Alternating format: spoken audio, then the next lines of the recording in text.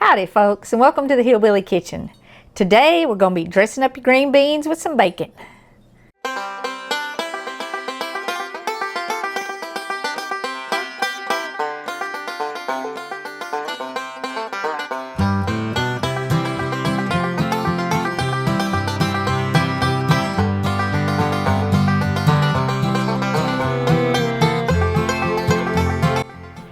Now, we've all had bacon and green beans in a restaurant, and a lot of fancy restaurants serve green beans with little bacon in them, and a lot of times they have some strange spice on them that I just don't quite understand. So we're not doing any kind of special spices on these. This is an incredibly simple recipe.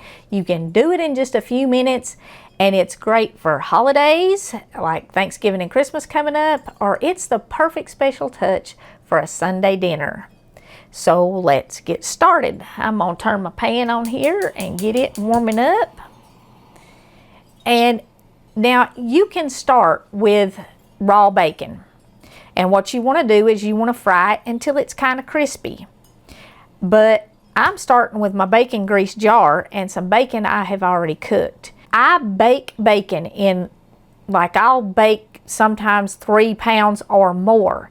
And then I drain the grease and save it, and I put the cooked bacon in the freezer because it will last quite a long time in the freezer. I don't know exactly how long, but you can take it out and use it, and you don't have to mess with cooking it.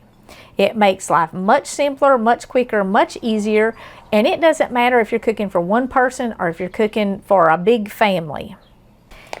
And I'm just going to put a little bit of that in my pan. You don't need too much. And when times were tough and the kids were littler, I always seasoned my green beans just with bacon grease, which kind of gave them the same flavor, and I didn't have any bacon to go in it, just the leftover grease, but just about a tablespoon, and you can adjust it to suit your taste. I don't want mine super greasy, and I don't want to make healthy green beans unhealthy by putting too much grease in them. And like I said, if you don't have it already cooked or you don't have bacon grease in a jar, then you need to cook your bacon till it's crispy.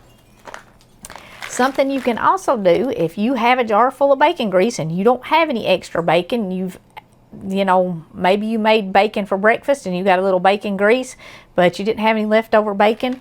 These things work great in this recipe and in casseroles. I keep some of these in my pantry, the real bacon pieces, and any brand will work. Just make sure it's the real stuff, fully cooked pieces, and you can throw them in your green beans. And of course you need green beans, and you need a little water. Now I've got a little bit of minced onion here. It's just about half of a small onion. It was about that big around.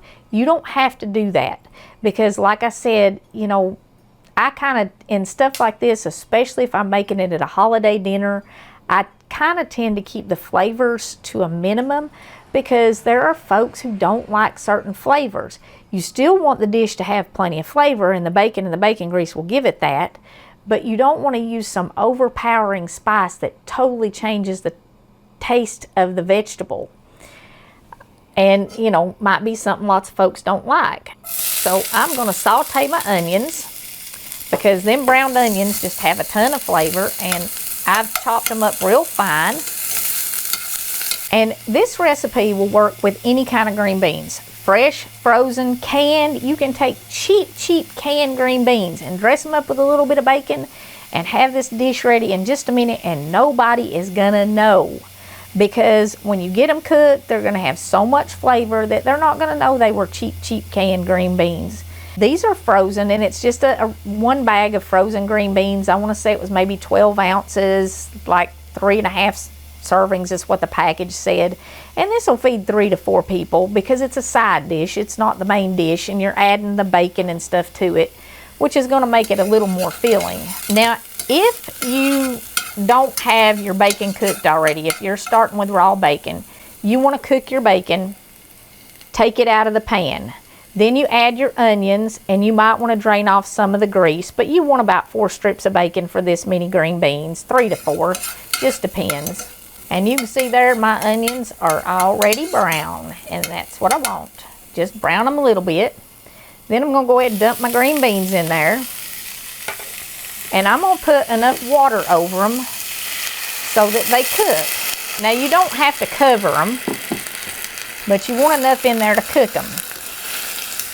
And I've already got the bacon grease in there, and I've got the onions in there for flavor.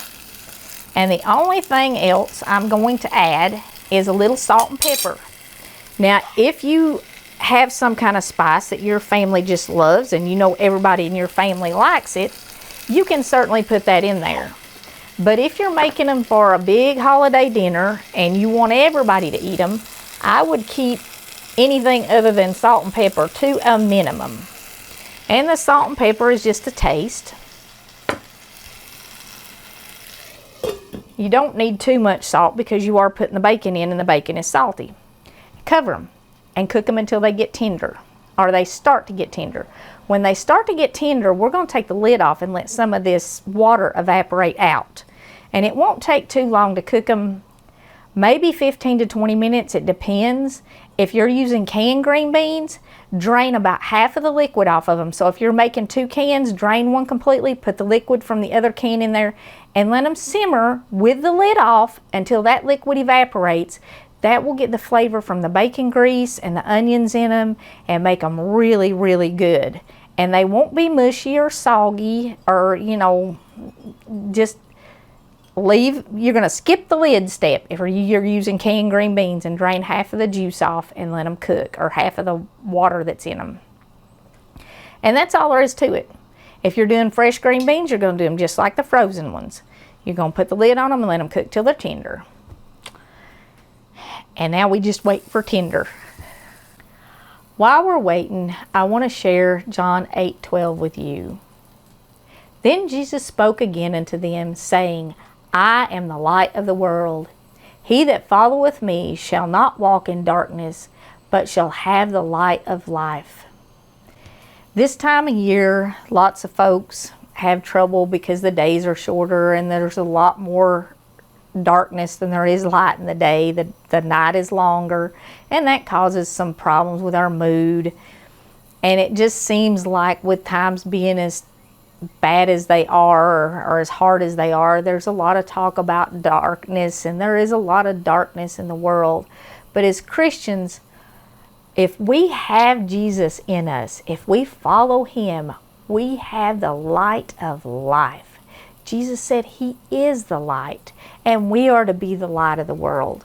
So no matter how dark it gets, we don't have to live in that darkness. No matter how short the days are, we always have the light of Jesus, even at 2 a.m. So keep that in mind as we go through the winter and maybe our moods fluctuate a little bit. When that starts to happen, don't let that mood take over. Ask Jesus to fill you with his light and to push the darkness out of your mind. And it is that simple to maintain control of that mood and to push that darkness out. You know, just because the days get shorter don't mean that we have to get dimmer. Let your light shine so that the whole world can see it, so that they know Jesus is in you. And if we all let our light shine, we can not only have a brighter life ourselves, but we can make the world brighter for everyone who's around us. Let's check on our beans, because I bet they're about tender.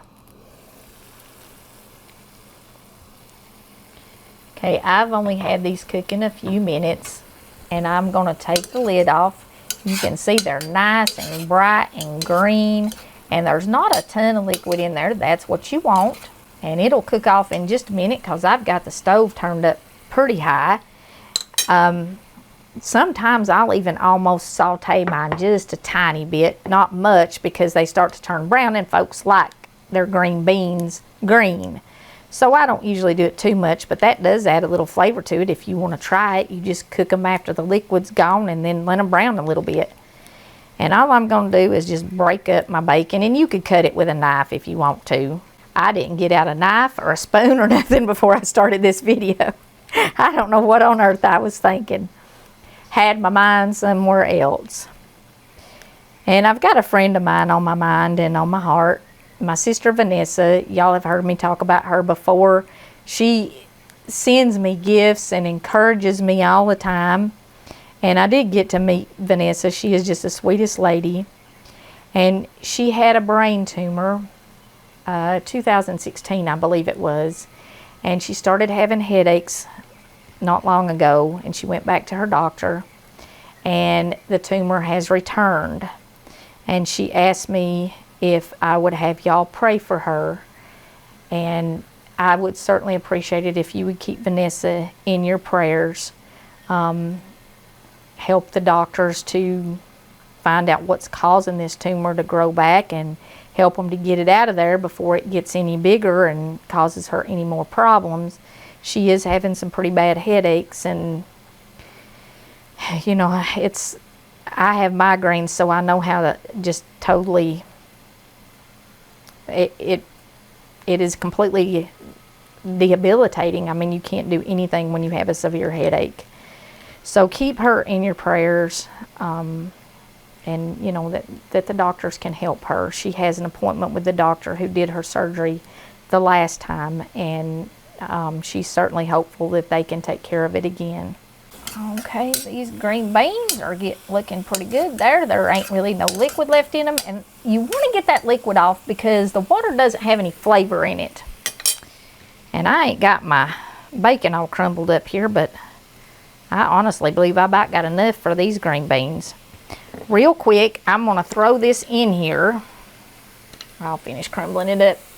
But I'm going to do this while I've still got my pan on because I want to warm my bacon back up. I don't want my bacon to be cold in there. And green beans are one of those vegetables that gets cold almost before you can get it on the table. And certainly before you can get it on your plate.